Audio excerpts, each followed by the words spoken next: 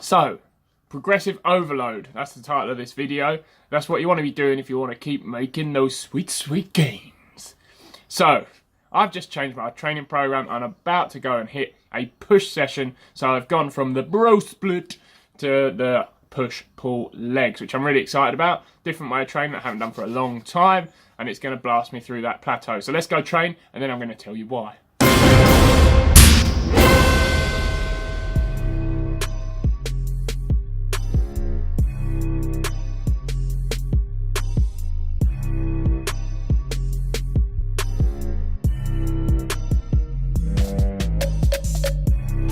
Shoulders. I'll load it up the weight I usually use for military press, so we'll see how it goes after chest. Let's do this.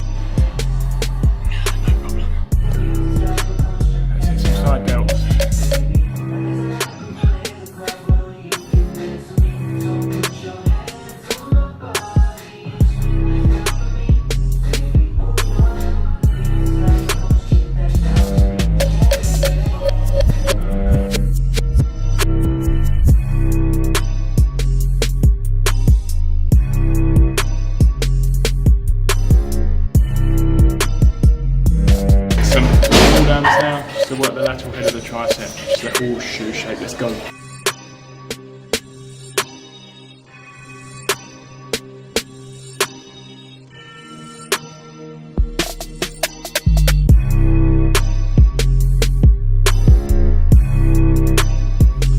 So you might be wondering, Simon, why have you changed up your workout plan, and how does it relate to progressive overload? Well, I'm going to tell you, because that's why I've made this video. So, I was doing a bro split before. So, I was training chest and triceps Monday, back and biceps Tuesday, shoulders Wednesday, and legs on Thursday. And then I'd either do it all again, so that's 8 days in a row, and then I'd have a day off. Or if I was feeling particularly fatigued, I'd do 4 days on, 1 day off.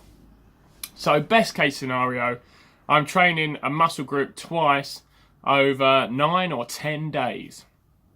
So my frequency is pretty poor. I'm not training particularly frequently. I thought to myself, what can I do? What can I change to start increasing the stimulus for muscle growth? So I decided to change to a push-pull legs program.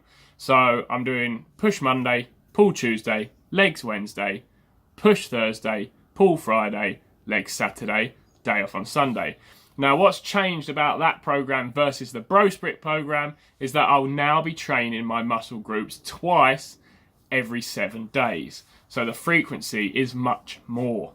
So that's going to help increase the stimulus for muscle growth. And actually, because I'm training more frequently, the overall volume of exercise, which is going to be done by each area of the body, is more. So there's more stress on those particular muscles, or all of them effectively. So that's why I've changed programs. So progressive overload itself, when you delve into it, is basically adding stress on the body in your workouts over time. That's how you get bigger, that's how you get stronger, it's how you do anything in the gym really, or how you improve. I mean, if you just want to maintain a level of fitness, you don't need to incorporate progressive overload, but I'm going to assume that the people watching this are trying to make improvements.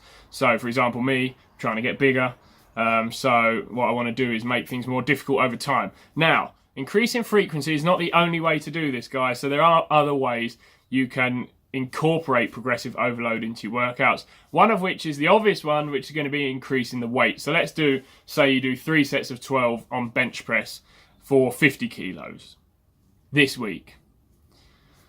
And it's pretty difficult, but you achieve 12 reps in each set. Maybe next week you're going to attempt 52.5 kilos and try and aim for the same amount of reps. In reality, you might fall slightly short on the reps. You might get 11 or you might get 10. But then your body starts to get used to lifting that increased weight, and you gradually increase the reps back up to 12. And when you get 12 reps for all your 3 sets, 52 kilos, you can then increase to 55. So that's your body getting stronger and adapting to the stimulus, but you have to give it a stimulus to adapt to. If that makes sense. Again, weight, frequency are 2 ways you can adapt. Changing up your reps and sets, so you could add an extra set or increase the amount of reps. That's another thing you can do. So increasing the amount of volume you do. You could add another exercise to your chest day, for example. So you're doing additional volume per workout. That's also going to be incorporated when you increase frequency, unless you're doing less than half the amount of activity in each workout if you increase frequency. If that makes sense. That makes sense? I think so. So volume, weight, reps and sets change. So that's always to increase the intensity of your workouts. The other thing, if you're an endurance athlete as well, you could do is reduce the rest times. You could decrease the rest times.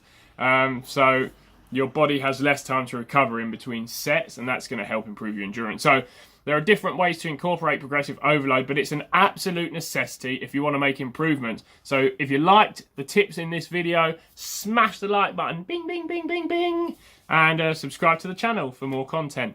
And I'll see you in the next video, guys. Take care. Bye-bye.